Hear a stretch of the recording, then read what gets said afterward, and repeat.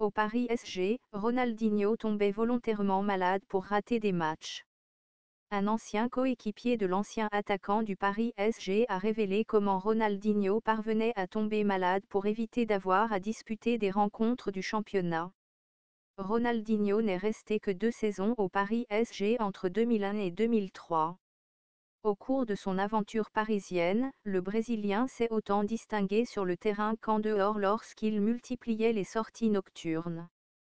Une hygiène de vie qui fut source de nombreux conflits avec Luis Fernandez, l'entraîneur de l'époque, qui n'hésita pas à placer sur le banc des remplaçants le futur Ballon d'Or.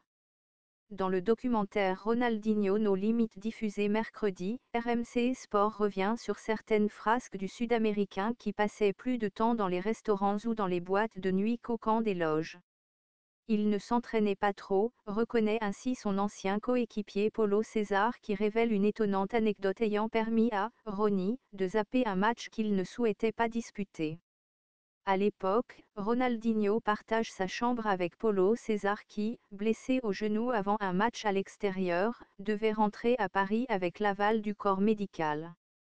Le futur Barcelonais s'est mis en tête de ne pas prendre part à la rencontre du lendemain. Le défenseur raconte la scène.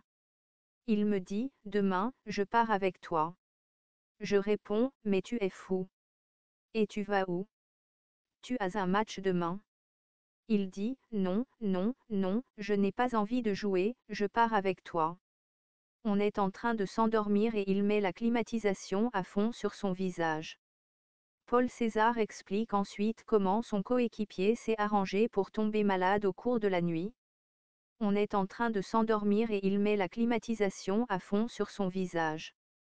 Je me réveille à 6 heures du matin, car j'avais le train, et il appelle le médecin pour lui dire de venir car il n'est pas bien. Le médecin lui donne un médicament et lui dit qu'il le renvoie à Paris car il ne peut pas rester ici.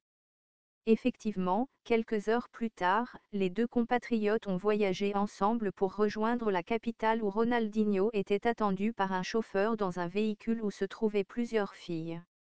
Le week-end de Ronaldinho, malade, ne faisait que commencer. Tu veux des informations secrètes sur le football? Alors abonne-toi pour suivre toutes les informations sur le football qui se passe en coulisses.